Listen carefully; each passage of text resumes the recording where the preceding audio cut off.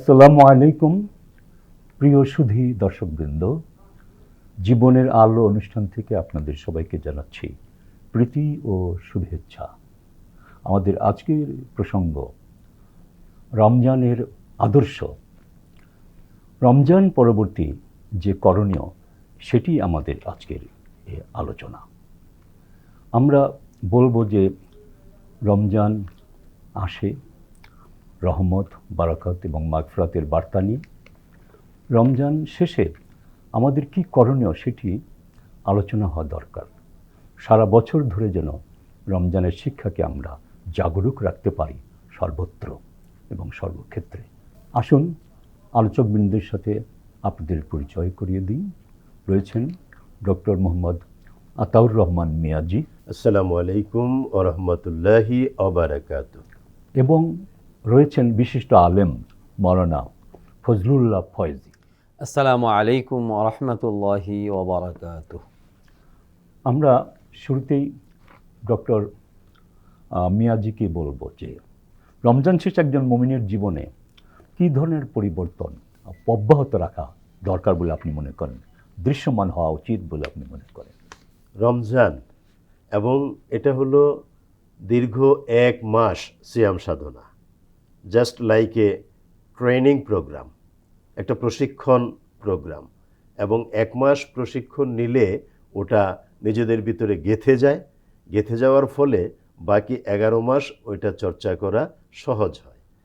এখন আমরা দেখব আমরা কি রমজানের হকগুলো ঠিকমতো আদায় করতে পেরেছি। আমাদের এখানে গেঁথে যাওয়ার মানেটাই হলো আমরা রমজানকে প্র্যাকটিস করেছি, সিয়াম সাধনা করেছি নিয়ম নীতি মেনে। আমরা জানি কোরআন কারিম এবং রমজান ওতপ্রোতভাবে জড়িত, নিবিড় গভীর সম্পর্ক দুইয়ের ভিতরে। সুতরাং আমাদের ট্রেনিংকে ধারণ করতে হলে কোরআন কারিমের মেসেজগুলোকে আমাদের সর্বাগ্রে ধারণ করতে হবে। এবং ওইগুলো যদি আমরা 1 মাস প্র্যাকটিসের মাধ্যমে ধারণ করি, আশা করা যায় পরবর্তী 11 মাস ওইগুলো আমাদের কর্তব্যকর্মের ভিতর দিয়ে ফোকাস চলে আসবে। আমি যদি একটু এক এক করে কয়েকটা পয়েন্ট উল্লেখ করতে চাই। ধরুন, প্রথমে যে নিয়মানুবর্তিতা, রমজান আমাদেরকে শেখায় নিয়মানুবর্তিতা। সেটা কেমন?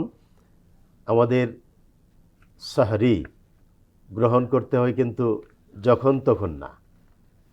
স্পষ্ট বলা আছে সুবহে সাদিক হওয়ার পূর্বক্ষণ পর্যন্ত সাহারি গ্রহণ করা আমাদের জন্য বৈধ।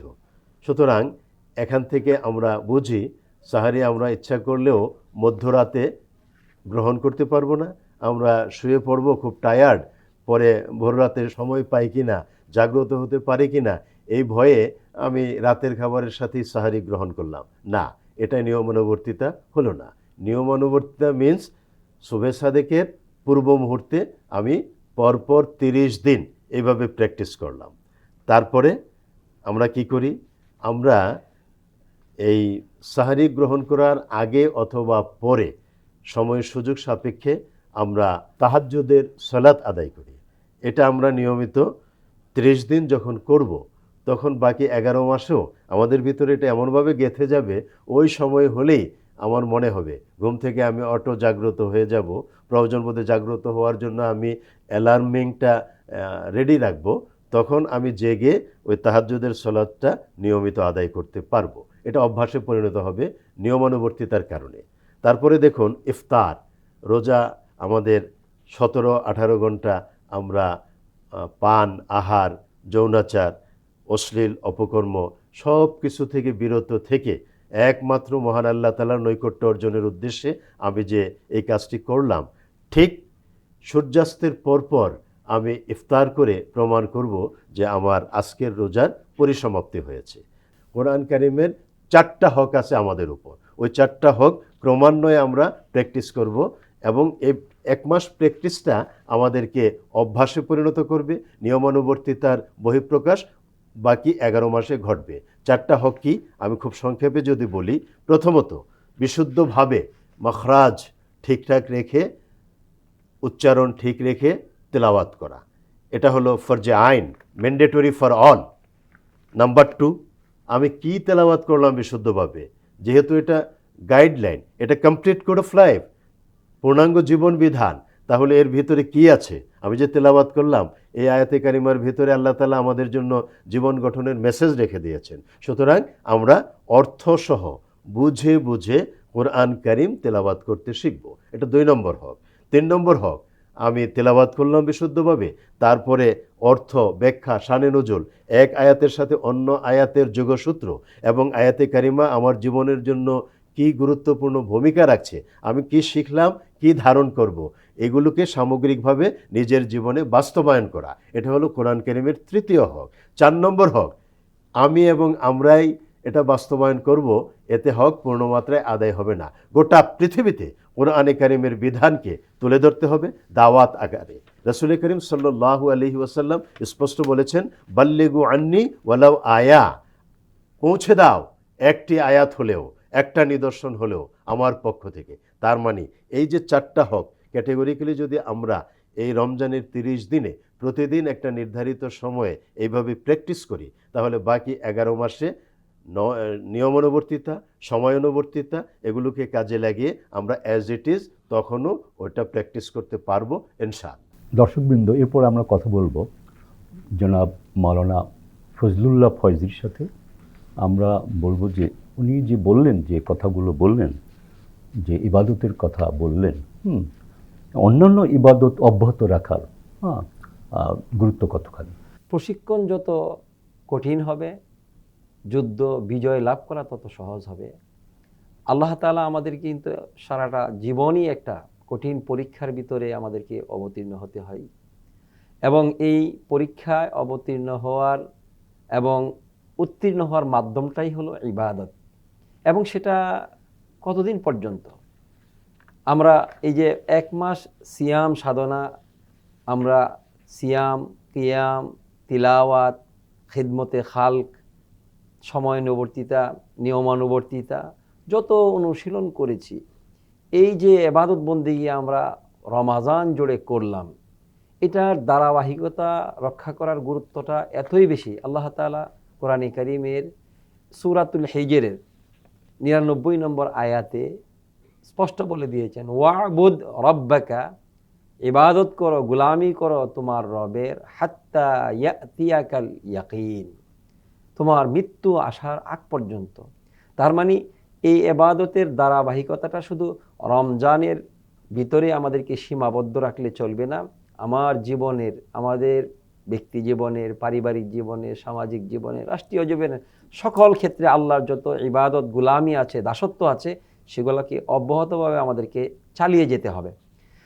এরপরে দ্বিতীয় কথা হলো ইস্তেকামত। ইস্তেকামত অত্যন্ত গুরুত্বপূর্ণ একটা বিষয়, যে ইবাদতের ধারাবাহিকতা। ইবাদতের ধারাবাহিকতা যদি আমরা রক্ষা করি, তাহলে আমরা রমাদানে যেরকমভাবে 5 ওয়াক্ত নামাজ জামাতে পড়েছিলাম, আমরা রমাদান পরবর্তী সময়েও আমরা সেই জামাতের সাথে এই সালাত আদায় করাটাকে আমাদেরকে অব্যাহত রাখতে হবে। পাশাপাশি রমাদানে আমরা যেরকমভাবে সিয়াম সাধনা করেছিলাম, রমজান পরবর্তীতেও এই সিয়াম, নফল সিয়াম, যেমন রমজানের পরেই আছে শাওয়াল। রাসূল করিম সাল্লাল্লাহু আলাইহি ওয়াসাল্লাম চমৎকার বলেছেন, মান সামা রমাদানা সুম্মা আতবাআহু সিত্তাম মিন শাওয়াল কানা কাসিয়ামিদ দাহরি কুল্লি। যে রমাদানের সিয়াম সাধনা করলো, এর পরবর্তী মাসে শাওয়াল, এই শাওয়ালে 6টি রোজা, সিয়াম, 6 দিন যদি সিয়াম সাধনা করে, তাহলে সেজন্য পুরা বছর জুড়েই তার মধ্যে এই সিয়ামের ইবাদত অব্যাহত থাকলো। কারণ আমরা জানি রমাজানের 30টি রোজা এবং পরবর্তী 6টা রোজা 36টা, এবং প্রতিটা নেক আমলের ন্যূনতম আল্লাহ তাআলা 10টি নেকি দেন। 10 দিয়া যদি গুণ করি, মান জাআ বিল হাসানাতি ফালাহু আশরু আমসালিহা, তাহলে এই যে 360 বা 65 হয়ে যায়। পুরা বছর রোজা রাখার একটা সুযোগ তৈরি হয় এই রমাদানের পরবর্তী সিয়াম সাধনা, অর্থাৎ শাওয়াল। কোরআন নাজিলের মাসে আমরা সবাই কিন্তু তারাবির সালাতে, তারাবির বাহিরে, তাহাজ্জুদে, কোরআন তেলাওয়াতের কত চমৎকার মন দিয়ে আমি যেন কোরআনের সাথে মিশে গিয়েছিলাম। আমরা যদি রমজান পরবর্তীতেও এই তিলাওয়াতটা যদি আমি নিজে, আমার ছেলে মেয়ে রুটিনের ভিতরে, আমার পরিবারের ভিতরে কোরআন চর্চার ব্যবস্থাটা যদি আমরা করতে পারি, আল্লাহ তাআলা কোরআনের মাধ্যমে আমাদেরকে জান্নাতে যাওয়ার ব্যবস্থা করে দিবেন। কারণ কোরআন নিজেই তিলাওয়াতকারীর জন্য সুপারিশ করবেন। এইভাবে যে একটা সহানুভূতিশীলের হওয়ার একটা অনুশীলন আমাদের মধ্যে তৈরি হয়েছে পুরো একটা রমজান। এই রমজানের পরবর্তীও যদি আমরা এই সহানুভূতিটা ধরে রাখতে পারি, এটা হবে ইস্তেকামাত। উনি যে চমৎকারভাবে ধারাবাহিকভাবে কথাগুলো বলছেন, এই প্রসঙ্গে আমরা যদি কোরআন কারিমের ওই আয়াতে কারিমাটা সামনে আনি, অফি আমওয়ালিহিম হাক্কুন লিসাইলে ওয়াল মাহরুম, তার মানে কি? সুবহানাল্লাহ। তাদের সম্পদে, বিত্তশালী যারা, তাদের সম্পদে রয়েছে যারা বঞ্চিতদের। সায়েল এবং মাহরুম, যারা চায় এবং যারা বঞ্চিত, তাদের হক। তার মানে যারা বিত্তশালী তারা দয়া করে এদেরকে জাকাত দেবে এমনটা নয়, এটা দয়ার ব্যাপার না, এটা হলো তাদের হক। সুতরাং হকটাকে বিত্তশালীদের দায়িত্ব হলো জায়গা মতো সসম্মানে তাদের বাড়িতে পৌঁছায় দেওয়া। আপনারা যে আলোচনা করেছেন ইতিবাচক এবং ইবাদতের কথা বলেছেন, অনিবার্যভাবে মান্যযোগ্য কথা বলেছেন, কোরআন ও হাদিস থেকে তুলে ধরেছেন। এর বিপরীতে হলো গুনাহ। জি স্যার। এখন যারা অনেক কাজ করছেন, জাকাত দিচ্ছেন, সাহায্য করছেন, সর্বক্ষণ সাহায্যের মধ্যেই আছেন, তারা গুনাহ সচেতন কতটা? কারণ গুনাহর যে অভ্যাস, এই অভ্যাস, গোপন গুনাহ, প্রকাশ্য গুনাহ, এই অভ্যাস পরিত্যাগ করা, সারা বছর ধরে যে এই অভ্যাস পরিবর্তন, এই অভ্যাসকে ছাড়তে হবে, গুনাহ থেকে বিরত থাকতে হবে, এই থাকার মনোভাব তৈরিতে কি বলা যেতে পারে, যে কীভাবে গুনাহ থেকে বাঁচা যায়, এদিকটি যদি আপনারা দুজন পরস্পর পরপর আলোচনা করেন। আমরা সিয়াম সাধনা করছি, গুনাহ আমরা যখন তখন করি, অনবরত করি, কিন্তু রমজান মাসে আমরা কিছু বিষয়ে সতর্ক থাকি। এই ট্রেনিংয়ের মাধ্যমে ওইটাই আমাদের লাভ, আমাদের যে আত্মিক উন্নয়নটা হয় সেটা কেমন? রোজার বিষয়টা হলো পান, আহার, জৈবিক যৌনাচার, এই যে জৈবিক চাহিদা, এগুলো থেকে দূরে থাকা। এর পাশাপাশি ধরেন আমরা রোজা রেখেছি, আমাদের ভিতরে অনেকেই দরিদ্র মানুষ আছে, সবাই ভালো মতো সাহারি গ্রহণ করতে পারেন না, ইফতার গ্রহণ করতে পারেন না। এর কারণ কি? আমরা দেখি কালোবাজারি যখনই রোজা আসে তার প্রায় 1 মাস আগে থেকেই বাজারে জিনিসপত্রের মূল্যগুলো বাড়িয়ে দেওয়া হয়। এটা একটা বড় ধরনের প্রতারণা। রাসূল করিম সাল্লাল্লাহু আলাইহি ওয়াসাল্লাম স্পষ্ট বলেছেন, মান গাসসা ফালাইসা মিন্না, যে প্রতারণার আশ্রয় নেয় ওটা আমার উম্মত না, আমার দলভুক্ত না। কত বড় কঠিন কথা, কঠিন হুঁশিয়ারি। সুতরাং ব্যবসায়ীরা যদি এই হাদিসের মেসেজটা নিজেদের জীবনে বাস্তবায়ন করার চেষ্টা করে, তাহলে কিন্তু তারা একটা বড় ধরনের গুনাহ থেকে, গুনাহে কবিরা থেকে, সীমা লঙ্ঘন থেকে নিজেরা বেঁচে গেলেন, এবং জিনিসপত্রের দাম লাগামের ভিতরে থাকলে তখন আমাদের যারা আছেন তারা সকলেই ওইগুলো ক্রয় করতে পারলেন। এখানে একটা উদাহরণ দিয়ে আমি কতগুলো দিক নির্দেশনা দিলাম যে আমরা মন্দ কাজ থেকে কিভাবে বিরত থাকতে পারি। মাহে রমজানে ওটা প্র্যাকটিস করার সুযোগ আমাদের হয়, এবং ওটা প্র্যাকটিস করলে বাকি 11 মাসও আমার হৃদয়ে এটা এমনভাবে গেঁথে যাবে।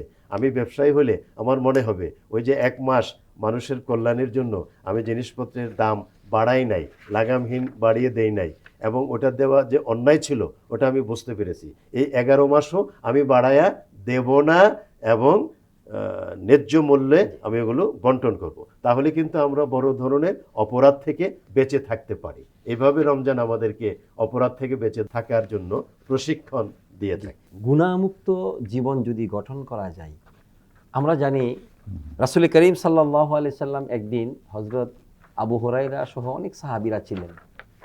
রাসূল বলছেন, মাইয়া আখুযু আন্নি হাউলাইল কালিমাত, তোমাদের মধ্যে কে আছে যে আমার কাছ থেকে এই কথাগুলা শুনবে, আমল করবে? জি। অথবা কে আছো যে অন্য এমন একজনকে শিখাবে যে এগুলা শুনে আমল করবে? হযরত আবু হুরায়রা বললেন, ফাকুলতু আনা ইয়া রাসূলুল্লাহ। রাসূল তখন ফাআখাযা, হযরত আবু হুরায়রা বললেন ফাআখাযা বিয়াদি, রাসূল আমার হাত ধরলেন, ওয়া আদ্দা খামসান, এবং তিনি গুনে গুনে 5টি উপদেশ দিলেন। আবেদ হওয়ার জন্যই তো রমাদান, সিয়াম সাধনা, আবেদ হওয়ার জন্য, ইবাদত গুজার হওয়ার জন্য, তারপরে দান, সাদাকা, আত্মসংযম, আত্মশুদ্ধি, অর্থাৎ পুরা প্রশিক্ষণটাই কিন্তু আবেদ হওয়ার জন্য, জীবনটাকে গঠন করার। রাসূল কিন্তু চমৎকার বলেছেন। আবু হুরায়রা 1 নম্বর নসিহত করেছেন, ইত্তাকিল মাহারিম তাকুন আবাদান নাস। তুমি যদি গুনাহ থেকে নিজেকে বাঁচাতে পারো তাহলে সবচেয়ে বড় আবেদ। তো রমজান পরবর্তী জীবনে আমরা যদি গুনাহ থেকে নিজেকে বাঁচাতে পারি, কবিরা বলেছেন, কুওয়াতে নিকিনা দারি বদমকুন বরওয়াজুদে হাদসাতাম বে হাদমাকুন, যে তুমি যদি নেক কাজ বেশি করতে না পারো, কমাস কম তুমি পাপাচারে লিপ্ত হও না, হাসরের ময়দানে যদি আমরা দেখি যে আমাদের নেক খুব বেশি নাই কিন্তু গুনাহ নাই, তাহলে আমি কোথায় যাব? এবার আমি আমাদের দর্শকদের উদ্দেশ্যে কয়েকটা কথা বলি, গুনাহ থেকে আমি কিভাবে বাঁচব। এক নম্বর হলো যে প্রথমে আমি প্রতিজ্ঞাবদ্ধ হব, এটাকে মুআহাদা বলা হয়। মুআহাদা, নিজের নফসের সাথে চুক্তি করা যে আমি গুনাহ করার ক্ষমতা সুযোগ থাকা সত্ত্বেও আমি করব না। রাসূল করিম সাল্লাল্লাহু আলাইহি ওয়াসাল্লাম বলেছেন, মান হাম্মা বিসাইয়াতিন ফালাম ইয়ামাল বিহা কাতাবাহাল্লাহু লাহু ইনদাহু হাসানাতান কামিলা। কেউ যদি গুনার কাজ কল্পনা করে কিন্তু এটা বাস্তবায়ন না করে, এই বাস্তবায়ন না করার কারণে আল্লাহ একটা নেকি তার আমলনামায় দিয়ে দেয়। চমৎকার। তার মানে একটা উল্টা কিন্তু হয়ে গেল। আমি একটা খারাপ কাজ করার চিন্তা করলাম, যদি করে ফেলতাম আমার গুনাহ হতো, আমি ওটা করলাম না, আল্লাহ তাআলা আমাকে এর বিনিময়ে সওয়াব দিয়ে দিলেন। কি চমৎকার বিষয় না? সওয়াব আল্লাহ তাআলা দিবেন, এটা আল্লাহর করুণা। জি। কিন্তু গুনার কথা চিন্তাই করা যাবে না। জি। চিন্তা করা যাবে, ভাবনা করা যাবে, এই এই এই চিন্তা, এই কথাটাই ভাবা যাবে না। কারণ এটা তো এটা চিন্তা করলে, ভাবনা করলে যদি শয়তানের ওয়াসওয়াসায় সে পড়ে সত্যি গুনায় লিপ্ত হয়ে যায়, তখন কি তার অবস্থা হবে? এই জন্য গুনাহ করার কথা বা চিন্তাই করা যাবে না। এটি হলো ঈমানের কথা। এটা হলো তাকওয়ার সর্বোচ্চ স্তর। হ্যাঁ, এইটা হলো আপনারা তগুতের নিশ্চয়ই একটা ধারণা আপনাদের আছে। তগুত মুক্ত হতে হবে। তগুত মুক্ত হতে পারলে তাহলে আপনার গুনার চিন্তা মাথায় আসবে না। যারা তগুতকে অস্বীকার করে এবং ঈমান আনে, আগে কিন্তু বলেন ঈমান আনে কথা বলা হয়নি, বলেছে তগুতকে যে অস্বীকার করে, যারা অস্বীকার করে এবং ঈমান আনে, তারা এমন এক মজবুত হাতল ধরে যা কখনো ভাঙবে না। তো কাজেই আপনার তগুতের আলোচনা হওয়া দরকার মসজিদে মসজিদে। তগুত কয় প্রকার, হ্যাঁ, এবং তগুত থেকে বাঁচার উপায় কি। তগুত থেকে যে বাঁচতে পারবে সে আর কখনোই গুনার চিন্তা করতে পারবে না। বলুন কি বলতে চান তগুতের ব্যাপারে? নফসে আম্মারা এটা অত্যন্ত প্রত্যেকটা মানুষের, যে সূরা 13 নম্বর পারা আছে সূরা ইউসুফের মধ্যে, ওমা উবারিউ নাফসি ইন্নান নাফসা লা আম্মারাতুম বিসু ইল্লা মা রাহিমা রাব্বি। এই যে নফসে আম্মারা, এটা একটা তাগুত। এরপরে সমাজে আল্লাহর বিরুদ্ধাচরণের যত আইন কানুন আছে সেগুলোকে অস্বীকার করা, সেগুলোকে অস্বীকার করা, অমান্য করা, এটাও কিন্তু সেগুলো আল্লাহুল খালকু ওয়াল আমর, সৃষ্টি আল্লাহর, আইনও চলবে তার। আমরা কিন্তু এখন জাগতিক এই দুনিয়াতে চলতে গিয়ে আমরা আল্লাহর ইবাদত করি, কিন্তু আল্লাহর আইন মানতে হবে, এটা কিন্তু আমরা এই ভাবনাটা আমাদের মধ্যে জাগ্রত হয় না। আল্লাহর আইন না মানাটা, যাদের দায়িত্ব আছে তারা জাগ্রত করে না সেভাবে। এটাও একটা তাগুত। এভাবে তাগুত থেকে বাঁচতে হবে। আরেকটা বিষয় আমি আমার দর্শকদের উদ্দেশ্য করব, গুনাহ থেকে বাঁচার আরেকটা পথ, অর্থাৎ তাগুত থেকে বাঁচার বা আরও যে কথাগুলো আছে সেগুলো তো আমরা করবই। সর্বশেষ যে কথাটা বলতে চাই, অজু অবস্থায় যদি থাকা যায়, অজু অবস্থায় যদি থাকা যায় গুনাহ থেকে বেশি, এরপরে বেশি বেশি ইস্তিগফার করতে থাকা। আল্লাহ রাব্বুল আলামিন পবিত্র কোরআনে বলছেন না, ওমা কানাল্লাহু মুআযযিবাহুম ওয়া হুম ইস্তাগফিরুন। আমি সম্পূরক দুইটা কথা বলি। উনি যে কথাগুলো বললেন তার সাথে আমি দুইটা পয়েন্ট যুক্ত করতে চাই। ইস্তিগফার 2 নম্বর হলো রাসূল করিম সাল্লাল্লাহু আলাইহি ওয়াসাল্লামের প্রতি দরুদ এবং সালাম, এর কোনো বিকল্প নাই। আর যদি আমরা ইস্তিগফার করতে পারি, আল্লাহ রাব্বুল আলামিন তো বলে দিয়েছেন, লা তাকনাতু মির রাহমাতিল্লাহি ইন্নাল্লাহা ইয়াগফিরুয যুনুবা জামিআ ইন্নাহু হুয়াল গফুরুর রহিম। আর অন্যদিকে আল্লাহ বলেছেন, ইন্নাল্লাহা ওয়া মালাইকাতাহু ইউসাল্লুনা আলান নবী ইয়া আইয়ুহাল্লাযীনা আমানু সাল্লু আলাইহি ওয়া সাল্লিমু তাসলিমা। সুতরাং আজকের এই বিষয়ের সর্বশেষ কথা দর্শক শ্রোতার উদ্দেশ্যে, আমরা নিয়মিত ইস্তিগফার করব এবং নবীজির প্রতি দরুদ ও সালাম পেশ করব। একই সাথে রাসূল সাল্লাল্লাহু আলাইহি ওয়াসাল্লামের যে আদর্শ তা পরিপূর্ণভাবে মেনে চলবে। রাসূলের আদর্শই মানে রমজানের আদর্শ। রাসূল সাল্লামের আদর্শ মানতে গিয়ে কম বেশি করব তা নয়। মধ্যে অনেক কিছু বলাই হলো, ওটা তো ম্যান্ডেটরি। এটাই রমজানের আদর্শ। জি, আপনাদের উভয়কেই অনেক অনেক ধন্যবাদ। দর্শকবৃন্দ, আমরা আজকের এই আলোচনায় যেসব বিষয়ে আমরা লক্ষ্য করেছি তা আমাদের জীবনের সাথে ওতপ্রোতভাবে জড়িত। ইসলামে পরিপূর্ণভাবে দাখিল হওয়া ছাড়া কোনো উপায় নেই। উদখুলু ফিস সিলমে কাফা, তোমরা ইসলামে পরিপূর্ণভাবে দাখিল হয়, এটা আল্লাহ তাআলার হুকুম। কিছু অংশ যদি বাদ দেওয়া হয় তাহলে দেখা যাবে যে কখনো সেটা শিরিক হয়ে যাবে, বিদআত হয়ে যাবে, কুফরি হয়ে যেতে পারে। কাজেই পরিপূর্ণভাবে ইসলামে দাখিল হতে হবে এবং এই দাখিল হওয়ার মধ্যেই আমাদের মুক্তি এবং সাফল্য। আল্লাহ তাআলা যেন আমাদেরকে সত্যিকার অর্থেই ইসলামে পরিপূর্ণভাবে দাখিল হওয়ার তৌফিক দান করেন। আমিন আমিন। সবাইকে ধন্যবাদ। আসসালামু আলাইকুম রহমতুল্লাহ।